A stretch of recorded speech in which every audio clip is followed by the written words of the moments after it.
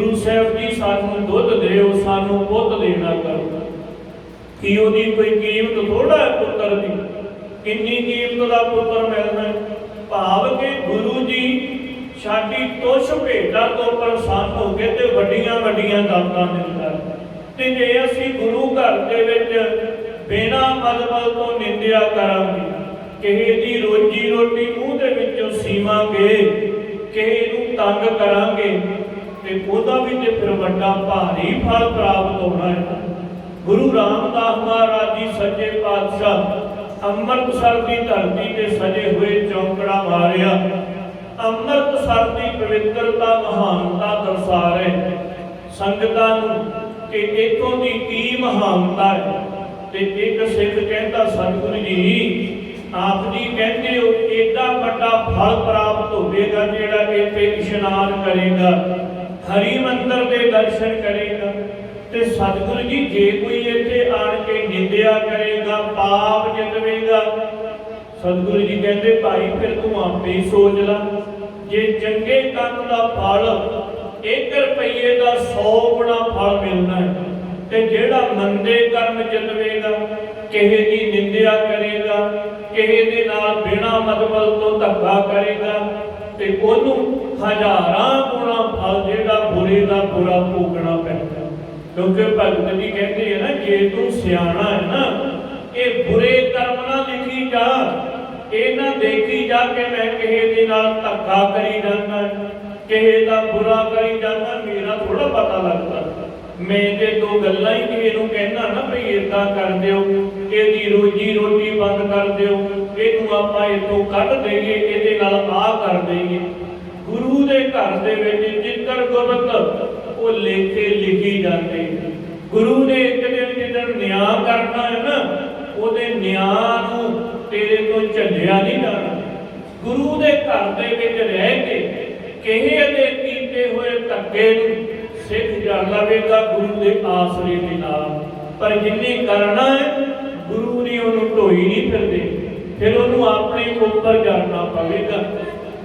एक गुरु घर की गलत मर्यादा है कि गुरु घर के जिमें उदाहरण भी दिया करते हैं ना कि जिमें पानी के कोई दरख्त सुक जाए, उन्होंने कोई दुनिया की ताकत नहीं है जिहड़ा हरिया भरिया कर दे। पानी तो बिना दरख्त सुक जाए, उन्होंने पानी पावांगे तो हरिया भरिया होगा, फल भी लग जाएगा। पर जिहड़ा पानी च सुक गया उसकी कोई आस नहीं, वो गल जाएगा, सड़ जाएगा, हरिया नहीं होगा। इवें महापुरख क्या करते भाई, जिहड़ा संगत दे विच आण के ये कुछ करन लग पिया ना, निंदिया, ईर्खा, झूठ, द्वेष, वो क्यों है कि जिवें पानी दे विच दरख्त सुक गया, उसकी कोई आस नहीं। ते जिहड़ा बाहरों गुरु की संगत तो बाहरों बिगड़िया सिख गुरु की संगत दे विच आ गया, गुरु साहब जी कृपा करनगे, ओदे ते रहमतां करनगे, ओदे ते खेड़ा आ जाएगा, ओदा अंदर लिया सुक्या होया मन हरिया हो जाएगा।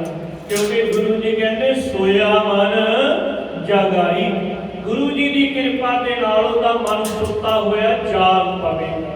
भगत जी कहते भाई सियाणप दे नाल कर्म लिख तेनूं भोगने पैणे ही, ते एक तो 100 हो के भोगने पैणे, तां लिखी जे भोग सकदा है। सतगुरु जी कहते गुरु घर दे विच आए हो, इत्थे कष्ट नहीं प्राप्त हुंदा, कष्ट निवृत्त हो जाते। ये वचन गुरु साहब जी ने उस घोड़े दे नाल करना कीता। सतगुरु जी कहते कि तन ते मन की जिहड़ी पीड़ा है, भाव के शरीर की जिहड़ी एक हुंदी है आद व्याध, एक हुंदी है मन नूं चिंता, इदां हो गया आ की करांगे, एक हुंदा शरीर नूं दुख लग गया। गुरु जी कहते तेरे तन की भी शरीर की भी बिरहा रूपी जिहड़ा तैनूं रोग लगा ना विछोड़े दा, वो भी दूर होवेगा। ते जिहड़ा मन करके दुखी है ना कि मैं जिहदे नाल छोटा हुंदा पलिया वो कित्थे रह गया, मेल होवेगा कि नहीं। ਸਤਿਗੁਰੂ ਜੀ ਕਹਿੰਦੇ ਦੋਨੇ ਹੀ ਪੀੜਾਂ ਤੇਰੀਆਂ ਗੁਰੂ ਘਰ ਦੇ ਵਿੱਚ ਮਿਟ ਜਾਣਗੀਆਂ। ਜਿਸ ਕੋ ਚਾਹੇ ਆਏ ਸੋ ਜੈ ਹੈ। ਜਿਹਨੂੰ ਤੂੰ ਚਾਹੁੰਦਾ ਹੈ ਨਾ ਕਿ ਤੇਰੇ ਨਾਲ ਮੇਲ ਹੋ ਜਾਵੇ, ਸਤਿਗੁਰੂ ਜੀ ਕਹਿੰਦੇ ਜ਼ਰੂਰ ਮੇਲ ਹੋਵੇਗਾ। ਪ੍ਰਿਯ ਪ੍ਰੇਮੀ ਕੋ ਪ੍ਰਭੂ ਮਿਲਿਆ ਹੈ। ਕਿਉਂਕਿ ਜਿਹੜੇ ਗੁਰੂ ਦੇ ਪ੍ਰੇਮੀ ਹੈ ਨਾ, ਸਤਿਗੁਰੂ ਜੀ ਕਹਿੰਦੇ ਪ੍ਰਭੂ ਉਹਨਾਂ ਦੀ ਰੱਖਿਆ ਕਰਦਾ ਹੈ, ਉਹਨੂੰ ਆਪਣੇ ਚਰਨਾਂ ਦੇ ਨਾਲ ਮਿਲਾ ਹੀ ਲੈਂਦੇ ਹਨ। ਸੁਣ ਸਤਿਗੁਰ ਕੇ ਬਾਤ ਸੁਹਾਏ। ਸਤਿਗੁਰੂ ਜੀ ਦੇ ਬਚਨ ਜਿਸ ਵੇਲੇ ਘੋੜੇ ਨੇ ਸੁਣਨਾ ਕੀਤੇ, ਗੁਰ ਕੋ ਕੋਰਾ ਔਰ ਹਰ ਖਾਏ। ਕਹਿੰਦੇ ਘੋੜਾ ਪੁਕਾਰੇ ਮਾਰਨ ਲੱਗਾ। ਇਹ ਨਹੀਂ ਹੈ ਕਿ ਜਾਨਵਰ ਹੈ। ਸਤਿਗੁਰੂ ਜੀ ਦੀ ਬਾਣੀ ਕਹਿੰਦੇ ਬੀਜ ਮੰਤਰ ਸਰਬ ਕੋ ਗਿਆਨ। ਕਿਉਂਕਿ ਗੁਰੂ ਪਰਮੇਸ਼ਰ ਹਰ ਜੀਵ ਦੇ ਹਿਰਦੇ ਦੇ ਵਿੱਚ ਵਸਦਾ ਹੈ, ਤੇ ਗੁਰੂ ਨਾਨਕ ਦੇਵ ਜੀ ਤੇ ਪਰਮੇਸ਼ਰ ਦੇ ਵਿੱਚ ਕੋਈ ਭੇਦ ਨਹੀਂ। 10 ਪਾਤਸ਼ਾਹੀਆਂ ਦੀ ਜੋਤ ਉਹਦੇ ਵਿੱਚ ਤੇ ਪਰਮੇਸ਼ਰ ਦੇ ਵਿੱਚ ਕੋਈ ਭੇਦ ਨਹੀਂ ਹੈ। ਗੁਰੂ ਗ੍ਰੰਥ ਸਾਹਿਬ ਮਹਾਰਾਜ ਜੀ ਪਰਮੇਸ਼ਰ ਕੋਈ ਭਿੰਨ ਭੇਦ ਨਹੀਂ। ਤੇ ਸਤਿਗੁਰੂ ਜੀ ਅੰਦਰ ਦੀ ਜਾਣਦੇ, ਤੇ ਘੋੜੇ ਨੂੰ ਸਾਰੀ ਸਮਝ ਪੈਂਦੀ ਹੈ ਕਿ ਪਰਮੇਸ਼ਰ ਰੂਪ ਗੁਰੂ ਹਰਗੋਬਿੰਦ ਸਾਹਿਬ ਮਹਾਰਾਜ ਜੀ ਮੈਨੂੰ ਕੀ ਗਿਆਨ ਦਿੰਦਾ। ਕਹਿੰਦੇ ਫੁਕਾਰਾ ਮਾਰਨਾ ਕੀਤਾ। ਅੱਗੇ ਪਰ ਤ੍ਰਿਨਨ ਮੁਖ ਡਾਰੇ। ਅੱਗੇ ਪੈ ਘਾਹ ਨੂੰ ਉਸੇ ਵੇਲੇ ਖਾਣਾ ਸ਼ੁਰੂ ਕਰ ਦਿੱਤਾ। ਜੋਤ ਆਦ ਤੇ ਸਰਬ ਨਿਹਾਰੇ। ਸਭ ਸੰਗਤਾਂ ਨੇ ਇਹ ਕੌਤਕ ਦੇਖਣਾ ਕੀਤਾ। ਕਾਨ ਲੱਗਿਓ ਨਾ ਫਿਰਦੇ ਅਨੰਦੇ। ਕਹਿੰਦੇ ਘੋੜਾ ਹਿਰਦੇ ਦੇ ਵਿੱਚ ਆਨੰਦ ਹੋ ਗਿਆ। ਧੰਨ ਧੰਨ ਸ੍ਰੀ ਹਰਿਗੋਬਿੰਦ।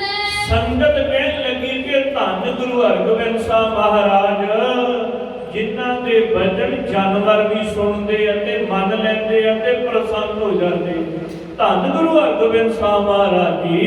ਮਨ ਇਕਾਂਤ ਮਹਿ ਬੈਠੇ ਜਾਏ। ਸਤਿਗੁਰੂ ਜੀ ਫਿਰ ਇਕਾਂਤ ਦੇ ਵਿੱਚ ਬੈਠ ਗਏ। ਜੋਤ ਰਾਏ ਕੋ ਲੀਨ ਬੁਲਾਏ। ਕੁਝ ਮੁਖੀ ਸਿੱਖਾਂ ਤੇ ਰਾਏ ਜੋਧ ਨੂੰ ਆਪਣੇ ਪਾਸ ਬੁਲਾ ਲਿਆ। ਵਿਧੀ ਚੰਦ ਪੁਨ ਨਿਕਟ ਹਕਾਰਾ। ਬਾਬਾ ਬਿਧੀ ਚੰਦ ਜੀ ਨੂੰ ਵੀ ਆਪਣੇ ਪਾਸ ਬੁਲਾ ਲੈਣਾ ਕੀਤਾ। ਸਾਦਰ ਕਹ ਕਰ ਤਹਿ ਬੈਠਾਰਾ। ਕਹਿੰਦੇ ਬੜੇ ਆਦਰ ਦੇ ਨਾਲ ਬਾਬਾ ਬਿਧੀ ਚੰਦ ਜੀ ਦਾ ਬੜਾ ਸਤਿਕਾਰ ਤੇ ਮਾਣ ਗੁਰੂ ਜੀ ਕਰਿਆ ਕਰਦੇ, ਕਿਉਂਕਿ ਉਹਨਾਂ ਨੂੰ ਦਿਲ ਬਣਾ ਲਿਆ ਸੀ, ਉਹਨਾਂ ਦੀ ਸੇਵਾ ਤੋਂ ਪ੍ਰਸੰਨ ਹੋ ਚੁੱਕੇ ਸੀ। ਉਹਨਾਂ ਨੇ ਆਪਣੇ ਵਿੱਚ ਤੇ ਬਿਧੀ ਚੰਦ ਦੇ ਵਿੱਚ ਕੋਈ ਭੇਦ ਹੀ ਨਹੀਂ ਰਹਿਣ ਦਿੱਤਾ ਸੀ। ਕਹਿੰਦੇ ਆਦਰ ਦੇ ਨਾਲ ਬਾਬਾ ਬਿਧੀ ਚੰਦ ਜੀ ਨੂੰ ਵੀ ਆਪਣੇ ਪਾਸ ਅੱਗੇ ਬਿਠਾ ਲੈਣਾ ਕੀਤਾ। ਉਹ ਸੁਮਤੇ ਘੋਰਾ ਹਰ ਲਿਆਇਓ। ਇਹ ਸ੍ਰੇਸ਼ਟ ਵਕਤ ਵਾਲੇ, ਜਿਹੜਾ ਤੂੰ ਘੋੜਾ ਲੈ ਕੇ ਆਇਆ ਹੈ, ਹਰ ਅਚਰਜ ਸਭ ਕੋ ਦਿਖਰਾਇਓ। ਇਹ ਬੜਾ ਆਚਰਜ ਕਾਰਜ ਕੀਤਾ ਹੈ, ਤੇ ਸਭ ਦੀਆਂ ਅੱਖਾਂ ਦੇ ਵਿੱਚ ਇਹ ਕਾਰਜ ਤੇਰਾ ਸਾਰੇ ਹੀ ਯਾਦ ਕਰਦੇ ਰਹਿਣਗੇ। ਇਹ ਪੁਰ ਸਾਥਲ ਇਕਦਮ ਮਾਹੀ। ਸਤਿਗੁਰੂ ਜੀ ਕਹਿੰਦੇ ਇਹ ਸ਼ਕਤੀ ਦੂਸਰੇ ਦੇ ਵਿੱਚ ਨਹੀਂ ਹੈ ਬਿਧੀ ਚੰਦ, ਇਹ ਤੇਰੇ ਵਿੱਚ ਹੀ ਹੈ। ਅਪਰ ਨਰਨ ਕਿਸ ਮਹਿ ਅਸਨਾਹੀ। ਹੋਰ ਕਿਸੇ ਮਨੁੱਖ ਦੇ ਵਿੱਚ ਐਸਾ ਬਲ ਨਹੀਂ ਹੈ ਕਿ ਬਾਦਸ਼ਾਹ ਦੇ ਕਿਲੇ ਦੇ ਵਿੱਚ ਚਲੇ ਜਾਵੇ। ਇਹ ਗੁਰੂ ਹੀ ਹੈ ਨਾ, ਜੋ ਮਰਜ਼ੀ ਕਰਾਉਣ ਤੇ ਜੋ ਮਰਜ਼ੀ ਭਜਨ ਕਰਨ, ਇਹ ਗੁਰੂ ਜੀ ਸਮਰੱਥ, ਜਿਹਦੇ ਤੋਂ ਮਰਜ਼ੀ ਕਰਵਾ ਲੈ। ਕਿਉਂਕਿ ਸਿੱਖ ਇੱਕ ਨੂੰ ਇੱਕ ਚੜ੍ਹਾਉਂਦੀ ਹੈ। ਇਹ ਨਹੀਂ ਹੈ ਕਿ ਹੋਰ ਕੋਈ ਕਾਰਜ ਨਹੀਂ ਸੀ ਕਰ ਸਕਦਾ, ਗੁਰੂ ਸਾਹਿਬ ਜੀ ਕਰਵਾ ਲੈਂਦੇ ਆ। ਪਰ ਜਿਹਦੇ ਤੇ ਗੁਰੂ ਜੀ ਪ੍ਰਸੰਨ ਹੋਣ, ਸਤਿਗੁਰੂ ਜੀ ਨੇ ਐਵੇਂ ਬਾਬਾ ਜੀ ਦੀ ਸ਼ੋਭਾ ਕਰਨਾ ਕੀਤੀ। ਹੈ ਦੂਜੇ ਬਿਨ ਭਈ ਅਜੋਨ। ਸਤਿਗੁਰੂ ਜੀ ਕਹਿੰਦੇ ਬਿਧੀ ਚੰਦ ਹੁਣ ਬੜੀ ਅਜੋਗ ਗੱਲ ਬਣ ਗਈ ਹੈ ਕਿ ਦੂਸਰੇ ਘੋੜੇ ਤੋਂ ਬਗੈਰ ਇਹਦਾ ਜੀ ਨਹੀਂ ਲੱਗ ਰਿਹਾ। ਮੁਰਝਾਇਓ ਜਨ ਉਪਜੈ ਰੋਗ। ਦੇਖੋ ਕਿੰਨਾ ਮੁਰਝਾਇਆ ਹੋਇਆ ਹੈ, ਜਿਵੇਂ ਕੋਈ ਰੋਗ ਲੱਗਾ ਹੋਵੇ। ਪਰਮ ਦੁਖੀ ਬਨ ਰੋਦਤ ਇਹਾ। ਸਤਿਗੁਰੂ ਜੀ ਕਹਿੰਦੇ ਇਹ ਵਿਚਾਰਾ ਇੱਥੇ ਦੁਖੀ ਰੋਈ ਜਾਂਦਾ ਹੈ, ਦੂਸਰ ਐਸੋ ਹੋਏ ਹੈ ਤਹਾ। ਤੇ ਦੂਸਰਾ ਲਾਹੌਰ ਦੇ ਵਿੱਚ ਰੋਈ ਜਾਂਦਾ ਹੋਵੇ। ਦਸ਼ਾ ਤੇ ਉਹਦੀ ਵੀ ਇਹੀ ਹੋ ਰਹੀ ਹੋਵੇਗੀ। ਭਇਓ ਸੰਤਾਪ ਦੋਹਿਨ ਕੇ ਮਨ ਕੋ। ਇਸ ਕਰਕੇ ਦੋਨਾਂ ਦੇ ਮਨ ਨੂੰ ਇਹ ਵਿਛੋੜੇ ਦਾ ਸੰਤਾਪ ਲੱਗਿਆ ਹੈ। ਵਿਸਟ ਪੁਸਟ ਕੇ ਮ ਹੋਏ ਨ ਤਨ ਕੋ। ਤੇ ਬਾਬਾ ਜੀ ਇਹਨਾਂ ਦੇ ਸਰੀਰ ਰੇਹਟ ਪੁਸ਼ਟ ਨਹੀਂ ਹੋਣਗੇ, ਕਿਉਂਕਿ ਵਿਛੋੜੇ ਦਾ ਦੁੱਖ ਹੈ, ਦੁਖੀ ਹੈ ਤੇ ਕੁਝ ਚਾਹ ਕੇ ਵੀ ਖਾਂਦੇ ਨਹੀਂ ਹੈ। ਸਤਿਗੁਰੂ ਜੀ ਕਹਿੰਦੇ ਇਹ ਰਾਜੀ ਨਹੀਂ ਰਹਿਣਗੇ, ਇਹ ਕਮਜ਼ੋਰ ਹੋ ਜਾਣਗੇ। ਯਤਨ ਕਰੋ ਦੂਸਰੇ ਨੂੰ ਵੀ ਇਹਦੇ ਪਾਸ ਲੈ ਆਉਣਾ ਕਰੋ। ਸਤਿਗੁਰੂ ਜੀ ਕਹਿੰਦੇ ਨਹੀਂ ਤੇ ਇਹ ਵੀ ਉਹਦੇ ਨਾਲ ਮਿਲਾ ਦਿਓ, ਕਿਉਂਕਿ ਦੋਨਾਂ ਦਾ ਮਿਲਾਪ ਕਰਨਾ ਚਾਹੀਦਾ। ਸਤਿਗੁਰੂ ਜੀ ਕਹਿੰਦੇ ਜਿਵੇਂ ਤੁਹਾਡੇ ਮਨ ਨੂੰ ਚੰਗਾ ਲੱਗਦਾ ਹੈ, ਭਾਵੇਂ ਇਹਨੂੰ ਉੱਥੇ ਛੱਡ ਆਓ। ਆਪਾਂ ਤੇ ਇੱਕ ਕਾਰਜ ਹੀ ਕਰਕੇ ਲੋਕਾਂ ਨੂੰ ਦਿਖਾਉਣਾ ਸੀ ਨਾ ਕਿ ਜੇ ਸਾਡੀ ਵਸਤੂ ਖੋਈ ਹੈ ਤੇ ਅਸੀਂ ਲਿਆਂਦੀ ਉਹਦੇ ਘਰ ਦੇ ਵਿੱਚੋਂ ਕਿ ਨਹੀਂ, ਇਹ ਆਪਾਂ ਦਿਖਾਉਣਾ ਸੀ, ਉਹ ਦਿਖਾ ਦਿੱਤਾ ਹੈ। ਹੁਣ ਆਪਣਾ ਕੋਈ ਨਹੀਂ ਇਹਨਾਂ ਜਾਨਵਰਾਂ ਦੇ ਨਾਲ ਵੈਰ, ਇਹਨਾਂ ਦਾ ਮਿਲਾਪ ਹੋਣਾ ਚਾਹੀਦਾ। ਚਾਹੇ ਇਹਨੂੰ ਉੱਥੇ ਛੱਡ ਆਓ, ਚਾਹੇ ਉਹਨੂੰ ਇੱਥੇ ਲੈ ਆਉਣਾ ਕਰੋ। ਸਤਿਗੁਰੂ ਜੀ ਕਹਿੰਦੇ ਸਾਡਾ ਮਨ ਪ੍ਰਸੰਨ ਹੈ ਜਿੱਥੇ ਇਹ ਦੋਨੋਂ ਹੀ ਪ੍ਰਸੰਨ ਰਹਿਣ। ਸਾਡੇ ਮਨ ਦੀ ਜਿਹੜੀ ਚੰਗੀ ਭਲੀ ਗੱਲ ਹੈ ਇਹੀ ਹੈ ਕਿ ਦੋਨੋਂ ਇਕੱਤਰ ਰਹਿਣ। ਇਹ ਗੱਲ ਸੁਣ ਕੇ ਤੇ ਰਾਏ ਜੋਧ ਕਹਿੰਦਾ ਸਤਿਗੁਰੂ ਜੀ ਨਹੀਂ, ਇਹ ਵਚਨ ਨਾ ਕਰੋ, ਇਹਨੂੰ ਛੱਡ ਆਓ, ਕਿਰਪਾ ਕਰੋ ਦੂਸਰਾ ਘੋੜਾ ਵੀ ਇੱਥੇ ਲੈ ਆਉਣਾ ਕਰੀਏ। ਸਤਿਗੁਰੂ ਜੀ ਇਹ ਵਚਨ ਨਾ ਕਰੋ, ਕਿਉਂਕਿ ਜਿਹੜਾ ਆਪ ਜੀ ਨੇ ਵਚਨ ਕਰ ਦਿੱਤਾ ਉਹ ਸੱਚਾ ਹੋ ਜਾਣਾ ਹੈ। ਇਹ ਵਚਨ ਨਾ ਕਰੋ ਕਿ ਇਹਨੂੰ ਛੱਡ ਆਓ, ਇਹ ਵਚਨ ਕਰੋ ਪ੍ਰਸੰਨ ਹੋ ਕੇ ਵਿਧੀ ਚੰਦ ਦੂਸਰਾ ਵੀ ਲੈ ਕੇ ਆਉਣਾ ਕਰੋ। ਸਤਿਗੁਰੂ ਜੀ ਮੈਨੂੰ ਪਤਾ ਬੜਾ ਕਠਿਨ ਕਾਰਜ ਹੋਵੇਗਾ, ਭਾਵੇਂ ਕਿੱਡਾ ਵੀ ਮੁਸ਼ਕਲ ਤੋਂ ਮੁਸ਼ਕਲ ਕਾਰਜ ਹੈ, ਵਿਧੀ ਚੰਦ ਉਹਨੂੰ ਵੀ ਕਰ ਲੈਣਾ ਕਰੇਗਾ। ਤੁਹਾਡੀ ਕਿਰਪਾ ਦੇ ਨਾਲ ਇਹ ਕਾਰਜ ਸਖੈਣ ਹੀ ਹੋ ਜਾਵੇਗਾ। ਜਿਵੇਂ ਵਿਧੀ ਚੰਦ ਆਪਣੀ ਬੁੱਧੀ ਦੇ ਨਾਲ ਇਹ ਘੋੜਾ ਲੈ ਕੇ ਆਏ ਹਨ। ਸਤਿਗੁਰੂ ਜੀ ਮੇਰੀਆਂ ਨਜ਼ਰਾਂ ਦੇ ਵਿੱਚ ਤੇ ਬੜੇ ਚਤਰ ਤੇ ਬੜੇ ਤੀਖਣ ਬੁੱਧੀ ਦੇ ਮਾਲਕ ਇੱਕ ਬਹਾਦਰ ਬਾਬਾ ਵਿਧੀ ਚੰਦ ਜੀ ਹਨ। ਸਤਿਗੁਰੂ ਜੀ ਮੇਰੀ ਨਜ਼ਰ ਦੇ ਵਿੱਚ ਜਗਤ ਦੇ ਵਿੱਚ ਦੂਜਾ ਨਜ਼ਰ ਨਹੀਂ ਆਉਂਦਾ ਕਿ ਜੋ ਵਿਧੀ ਚੰਦ ਨੇ ਕਾਰਜ ਕੀਤਾ ਉਹ ਕੋਈ ਹੋਰ ਵੀ ਕਰ ਲੈਣਾ ਕਰੇ। ਸਤਿਗੁਰੂ ਜੀ ਪਹਿਲੇ ਨਾਲੋਂ ਹੁਣ ਦੂਸਰਾ ਲਿਆਉਣਾ ਬੜਾ ਹੀ ਔਖਾ ਹੋਵੇਗਾ। ਬਹੁਤ ਹੀ ਕਠਿਨ ਤੋਂ ਕਠਿਨ ਕਾਰਜ ਹੋਵੇਗਾ। ਸਤਿਗੁਰੂ ਜੀ ਫਿਰ ਵੀ ਮੈਨੂੰ ਪੱਕਾ ਨਿਸ਼ਚਾ ਮੇਰੇ ਮਨ ਦੇ ਵਿੱਚ ਹੈ, ਜੇ ਤੁਸੀਂ ਚਾਹੋ ਤੇ ਦੂਸਰਾ ਘੋੜਾ ਵੀ ਸਖੈਣ ਹੀ ਆ ਜਾਵੇਗਾ। ਇਹ ਸੁਣ ਕੇ ਬਾਬਾ ਵਿਧੀ ਚੰਦ ਜੀ ਨੇ ਹੱਥ ਜੋੜ ਕੇ ਬੇਨਤੀ ਕੀਤੀ, ਸਤਿਗੁਰੂ ਜੀ ਹੋਰਾਂ ਮਨੁੱਖਾਂ ਦੇ ਵਾਸਤੇ ਭਾਵੇਂ ਕਿ ਬੜਾ ਕਠਿਨ ਕਾਰਜ ਹੋਵੇਗਾ, ਕਿਉਂਕਿ ਬਾਦਸ਼ਾਹ ਦੇ ਕੋਲ ਮੈਂ ਤੇ ਰਹਿ ਕੇ ਆਇਆ, ਮੈਨੂੰ ਪਤਾ ਕਿੰਨੀ ਤਕੜਾਈ ਹੈ, ਕਿਹੋ ਜਿਹਾ ਉਹਦਾ ਸਾਜੋ ਸਮਾਨ ਹੈ, ਕਿੰਨੇ ਰਾਸਤੇ ਜਿਹੜੇ ਹੈ ਉਹਨਾਂ ਦੇ ਉੱਪਰ ਸਿਪਾਹੀ ਖੜੇ ਹੈ, ਫੌਜਾਂ ਖੜੀਆਂ, ਭਾਵੇਂ ਬੜਾ ਕਠਿਨ ਕਾਰਜ ਹੈ। ਸਤਿਗੁਰੂ ਜੀ ਹਜ਼ਾਰਾਂ ਦੀ ਗਿਣਤੀ ਦੇ ਵਿੱਚ ਸੂਰਮੇ ਬੂਹਿਆਂ ਦੇ ਅੱਗੇ ਕਿਲੇ ਦੇ ਉੱਪਰ ਤਿਆਰ ਪਰ ਤਿਆਰ ਰਹਿੰਦੇ ਹਨ। ਸਤਿਗੁਰੂ ਜੀ ਜਿਹੜੇ ਕਿਲੇ ਦੇ ਵਿੱਚੋਂ ਘੋੜਾ ਲਿਆਂਦਾ ਹੈ, ਸਤਿਗੁਰੂ ਜੀ ਹੁਣ ਤੇ ਹੋਰ ਵੀ ਜ਼ਿਆਦਾ ਸਾਵਧਾਨੀ ਹੋ ਗਈ ਹੋਵੇ, ਕਿਉਂਕਿ ਜਿੱਥੇ ਚੋਰੀ ਹੋ ਜਾਵੇ ਉੱਥੇ ਹੋਰ ਸੁਚੇਤ ਹੋ ਜਾਣਾ ਵੀ ਇਹ ਦੂਜਾ ਵੀ ਘੋੜਾ ਨਾ ਕੋਈ ਲੈ ਜਾਵੇ। ਸਤਿਗੁਰੂ ਜੀ ਭਾਵੇਂ ਉੱਥੇ ਹਜ਼ਾਰਾਂ ਨਹੀਂ ਹੁਣ ਲੱਖਾਂ ਦੀ ਗਿਣਤੀ ਦੇ ਵਿੱਚ ਫੌਜਾਂ ਤਿਆਰ ਪ੍ਰਤਿਆਰ ਕੀਤੀਆਂ ਹੋਣਗੀਆਂ।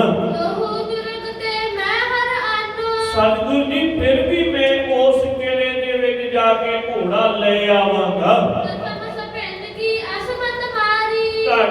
ਕਿਰਪਾ ਦੇ ਨਾਲ ਜਿਵੇਂ ਪਹਿਲਾਂ ਆਪ ਜੀ ਨੇ ਕਾਰਜ ਕਰ ਲਿਆ, ਇਹ ਵੀ ਆਪ ਜੀ ਨੇ ਕਰਵਾ ਲੈਣਾ ਹੈ। ਲਖੀ ਨਾ ਕਿਨਹੂ ਛਲ ਕਿਤ ਭਾਰੀ। ਸਤਿਗੁਰੂ ਜੀ ਤੁਹਾਡੀ ਕਿਰਪਾ ਦੇ ਨਾਲ ਮੇਰੇ ਪਹਿਲੇ ਛਲ ਨੂੰ ਵੀ ਕੋਈ ਜਾਣ ਨਹੀਂ ਸਕਿਆ। ਸੁਨੋ ਪ੍ਰਭੂ ਕਹਿਓ ਜੇ ਮੋ ਕੋਰਾ। हे ਪ੍ਰਭੂ ਜੀ ਕਿਰਪਾ ਕਰ ਦੇਣਾ ਕਰੋ ਦੇ।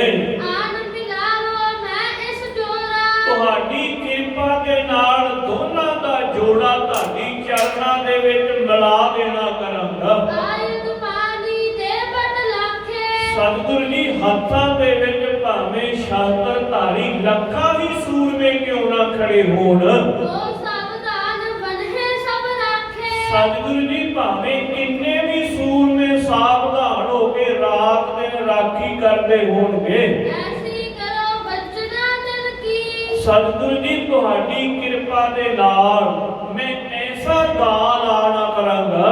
ਜਹਾਂ ਸੁਲਿਆਵੋ ਅਗਰ ਨਹਿਰ ਕੀ। ਸਤਿਗੁਰੂ ਜੀ ਸਾਰਿਆਂ ਦੀਆਂ ਅੱਖਾਂ ਦੇ ਵਿੱਚ ਘੱਟਾ ਪਾ ਕੇ ਦੂਸਰਾ ਘੋੜਾ ਵੀ ਲੈ ਆਵਾਂਗਾ। ਪ੍ਰਭ ਕੀ ਆਗਿਆ ਜਿਹੋ ਸਿਧਾਵੋ। ਇੱਕ ਪ੍ਰਭੂ ਜੀ ਆਪ ਜੀ ਦੀ ਆਗਿਆ ਮੰਗਦਾ ਹਾਂ। ਲਿਆਏ ਤੁਰਤ ਹੈ ਦਰਸ਼ਨ ਪਾਵੋ। ਸਤਿਗੁਰੂ ਜੀ ਮੈਂ ਤੁਰੰਤ ਹੀ ਘੋੜਾ ਲਿਆਣ ਕੇ ਆਪ ਜੀ ਨੇ ਹਾਜ਼ਰ ਕਰ ਦਿਆਂਗਾ। ਮੁਖ ਮੁਸਕਾਵਤ ਕਹੇ ਮੁਸਾਈ। ਕਹਿੰਦੇ ਸਤਿਗੁਰੂ ਜੀ ਹੱਸ ਪੈ ਕਿ ਵਿਧੀ ਚੰਦ ਘੋੜਾ ਲੈ ਕੇ ਆਇਆ, ਦੁਬਾਰਾ ਉਸ ਕਿਲੇ ਦੇ ਵਿੱਚ ਜਾਣਾ, ਤੇ ਆਪਣੇ ਮੁਖ ਦੇ ਵਿੱਚੋਂ ਦੱਸਦਾ ਹੈ ਕਿ ਹਜ਼ਾਰਾਂ ਨਹੀਂ ਲੱਖਾਂ ਦੀ ਤਦਾਦ ਦੇ ਵਿੱਚ ਸਿਪਾਹੀ ਫੌਜਾਂ ਖੜੀਆਂ ਤੇ ਹੁਣ ਜਿਆਦੇ ਖੜੇ ਹੋਣਗੇ, ਪਰ ਫਿਰ ਵੀ ਤਿਆਰ ਹੈ। ਕਹਿੰਦੇ ਸਤਿਗੁਰੂ ਜੀ ਕੋਲ ਮੁਸਕਰਾ ਕੇ ਬਾਬਾ ਵਿਧੀ ਚੰਦ ਜੀ ਨੂੰ ਕਹਿਣ ਲੱਗੇ, ਗਮਨਹੁ ਵਿਦਿਆ ਗੁਰੂ ਸਹਾਈ। ਇਹ ਵਿਧੀ ਚੰਦ ਜਾਣਾ ਕਰੋ, ਤੁਹਾਡੇ ਗੁਰੂ ਜੀ ਸਹਾਈ ਹੋਣਗੇ। ਕਰ ਕਾਰਜ ਤੁਰਨ ਹੀ ਆਵੋ। ਤੁਸੀਂ ਕਾਰਜ ਕਰਕੇ ਤੁਰੰਤ ਹੀ ਆ ਜਾਣਾ ਕਰਿਓ। ਬਹੁਰ ਜੰਗ ਕਰ ਦੁਰਗ ਪਖ ਪਾਵੋ।